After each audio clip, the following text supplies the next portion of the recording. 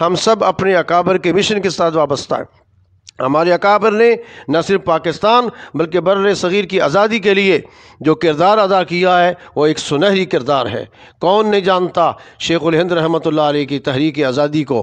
کون نہیں جانتا تحریک ریشمی رومال کو، جس پہ مولانا عبید اللہ سندھوی نے ایک بنیادی کردار ادا کیا، پوری دنیا میں انقلابی سوچ و فکر پیدا کر دی۔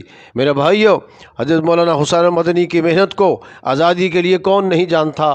شیخ التفسیر مولانا احمد علی لاہوری رحمۃ اللہ علیہ کی قربانیوں کو کون نہیں جانتا؟ انہیں گرفتار کیا گیا، پانی کے بلاکوں میں بند کر دیا گیا، انہوں نے ہمیشہ کلمہ حق بلند کیا، پاکستان کے لیے جدوجہد کی ہے۔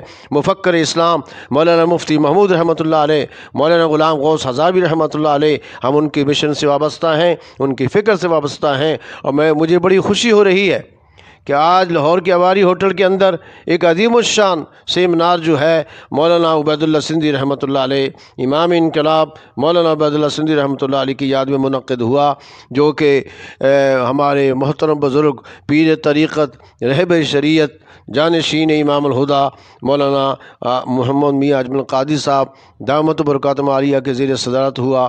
عالمی انجمن خدام الدین کے زیر اہتمام اس کا اہتمام کیا گیا۔ اس کی صدارت حضرت میاں محمد اجمل قادری صاحب دامت برکاتہم عالیہ نے کی ہے۔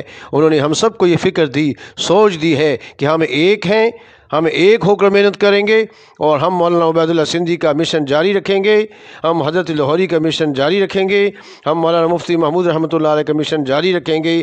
ہم سب اکابر کے اس مشن کے ساتھ وابستہ ہیں، اور ہم نے اس سیمینار میں ہم سب نے عہد کیا ہے کہ انشاءاللہ ہم اکابر کی اس پیغام کو کریے کریے میں پہنچائیں گے، ملکوں میں پہنچائیں گے، اور وطن عزیز پاکستان میں ان کے مشن کے مطابق انشاءاللہ نظام مصطفیٰ کے لیے اپنی جدوجہد جاری رکھیں گے۔ میں ایک مرتبہ پھر آج کے عظیم الشان سیمینار جو مولانا عبید اللہ سندھی رحمۃ اللہ علیہ کی یاد میں ہوا ہے، میں میاں محمد اجمل قادری صاحب، حضرت مولانا میاں محمد اجمل قادری صاحب دامت برکاتہم عالیہ اور ان کی ٹیم، مولانا احمد علی ثانی صاحب، ان تمام کا شکریہ ادا کرتا ہوں۔